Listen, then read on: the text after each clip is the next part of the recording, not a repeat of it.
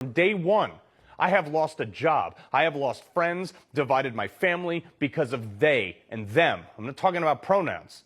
I'm talking about their hatred, not mine, not Trump supporters' hatred, theirs. They normalize this. A member of the Supreme Court associates presidential immunity with Biden's ability to assassinate Donald Trump. Then all of a sudden now they, Joe Biden in particular, thinks we need to bring down the temperature. Well, where was that sentiment when he tweeted all this? Lose everything. Trump's the greatest threat. Threat. Everything's bad. Everything's terrifying. Everything's horrible. And if you don't dethrone Donald Trump, it's going to be bad. Words have consequences. And a father, now a firefighter, a Trump supporter, is dead because of it. And we almost lost the one man who can actually pull us out of the disaster that they created. We didn't riot or burn down cities, but we rallied to win this election unlike ever before. They are just saying it's time to bring down the temperature because they realized they went too far. They realized because of our silence, they realized that even with their 20 million illegals that they imported that they now want to vote, they realize that they are going to lose this election to a degree never seen before. But this is not even close to over. And if the Secret Service doesn't get their act together, another incident like this could be likely. Their failure must be addressed right now. The immediate site failure. Yes, I'm throwing shade on the Secret Service, and I can, because I've done this work in a war zone, and I know the failures. I have done presidential maritime security under Bush as well. I know what I'm talking about. One, the police officer who initially confronted this shooter backed off when the shooter pointed his gun at the officer. That officer should be charged because he failed. When you are on protection duty, you are considered an expendable resource. I have been that. That officer should have tried to neutralize that threat, even at the expense of his own life.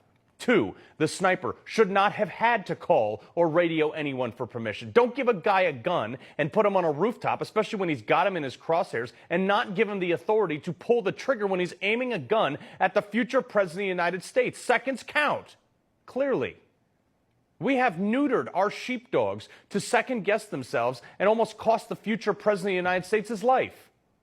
Three, get the DEI stuff the hell out of here. This is from the Secret Service website. The United States Secret Service is dedicated to maintaining an environment that is free from all forms of discrimination, harassment, or retaliation for engaging in protected... Shut up.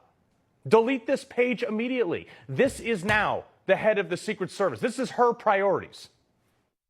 To expand hiring, they're aiming to have 30% women recruits by 2030. We need to attract diverse candidates and ensure that we are developing and giving opportunities to everybody in our workforce, and particularly women.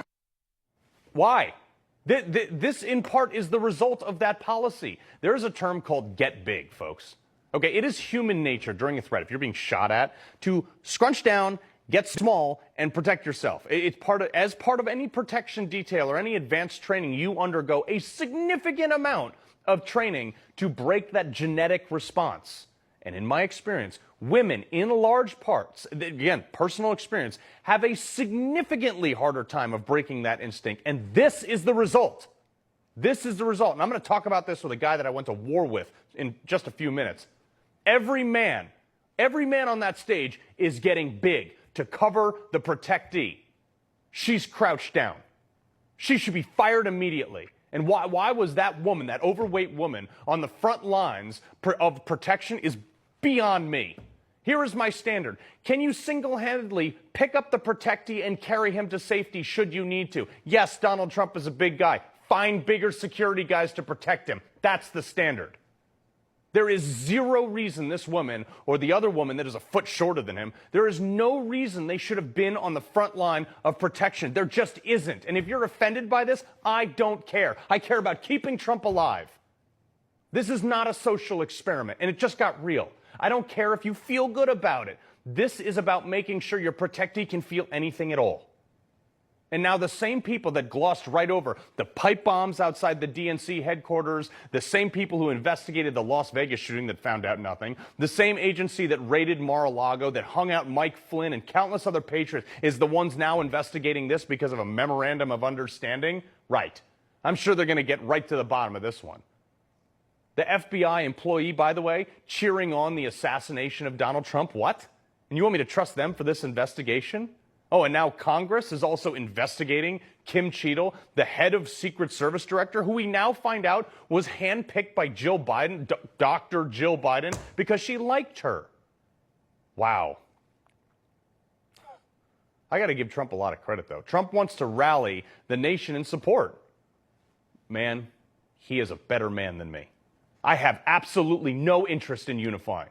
I want the Trump agenda to bulldoze their ideology, their hatred, their nonsense, and their non-real problems and render it extinct.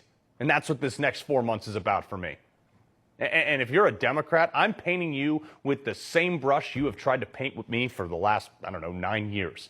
Trump supporters are overwhelmingly good people. You no longer get to call us terrible things anymore. And if by your standard, if Trump was inviting a riot for saying peacefully and patriotically on January 6th, then they, Democrats, supporters, and their ilk, they're responsible for what just happened this weekend. That goes both ways.